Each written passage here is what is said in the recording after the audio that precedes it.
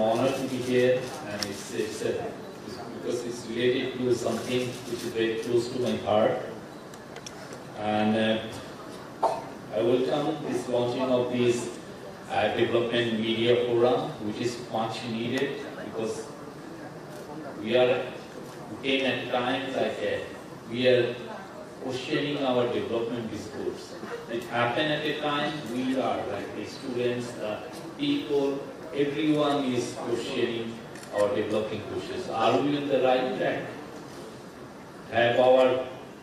Did we give much priority to development of our democracy? Does development last by sacrificing democracy? This kind of questions are everywhere, and we are glad that it came from the students, and they are the ones who started this movement against Sheikh Hasina.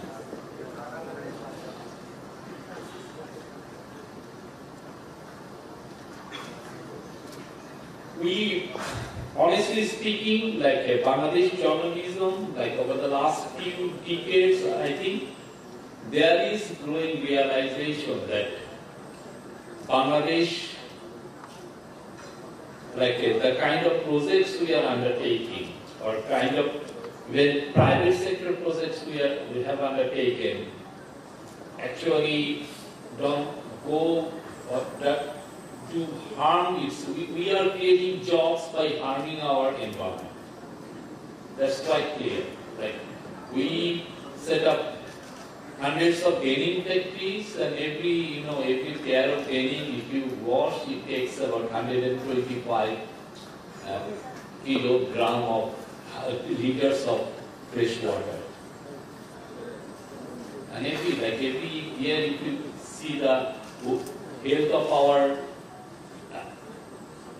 of our river, every year you see, like this year we have 12 rivers polluted. Next year it's 14. Next year, so now I heard like the latest time we have that at least 54 rivers are polluted. We are creating jobs by polluting our rivers. We are creating jobs by making this city uninhabitable.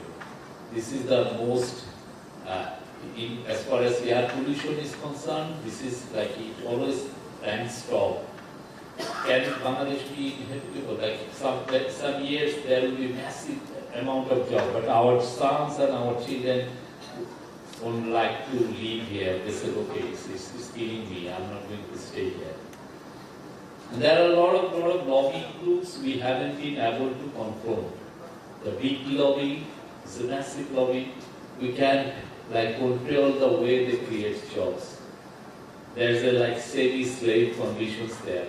We haven't asked serious questions about the way they manufacture pigs. We haven't asked serious questions about the way the hides and the skins are washed and processed. We haven't asked serious questions about the way garment sectors create jobs. We say like a lot of, like every year, if you read the Daily Star, every now and then they have these stories. Now we have 250 green factories. Are they really green? Have we asked whether these are really green factories? I know one or two green factories, they were set up by encroaching river. Like what sort of green factories we are building? Are they really complying with the global standards? Because sometimes what happens is that you bring some certificate agency, they will give some certificate that this is a green factory, and that's super. And after that, what happens? Nobody asks. And now we try to sell the idea that we have this number of green factories. It's good that we have taken this initiative, but it's our job for the journalists to ask these questions. We haven't. Like for many years, we don't confront the big lobbies. The lobbies of the government lobbies, the big lobbies, the coal-fired power plants lobbies, lot of. And because they would be saying that, okay, the rate questions you are like every time their main defense is they are creating jobs. And once you know that these factories is creating 40,000 jobs, we stop asking questions. And that's what has been the development narratives for many years. I'm talking about as a former journalist for my working in some of these sectors. There are many questions we need to ask, like, do our development works, development projects, private sector projects comply with our environment regulations? Do they harm our flora and fauna? Do they undermine the human rights of the people who work there? The human rights of the people who live close to their factories or close to their projects, or human rights of the rights of the elephants whose trails we are destroying or we are obstructing? Do they uphold the diversity and equity of our people? Lot of questions. Development is such a big thing, it questions everything. I don't know, but we think this is the right time, since we are in a democratic transition, this is the right time to ask questions. And now you can say, do we have the right kind of atmosphere to ask questions? Do you have the media freedom to ask these vital questions? I can tell you from my, on behalf of my government, everyone has the right. We are saying, and time and again, over the last 5 months, that this is the best time to ask questions. This is the best time to hold powerful people to account, to hold the powerful lobby to account. We haven't obstructed, in the last 5 years, we haven't used our security agencies, used any administrative order, used any repressive law to muzzle any press. I can tell you, there is no such thing. If you have any complaint, just let us know. We will raise the issue.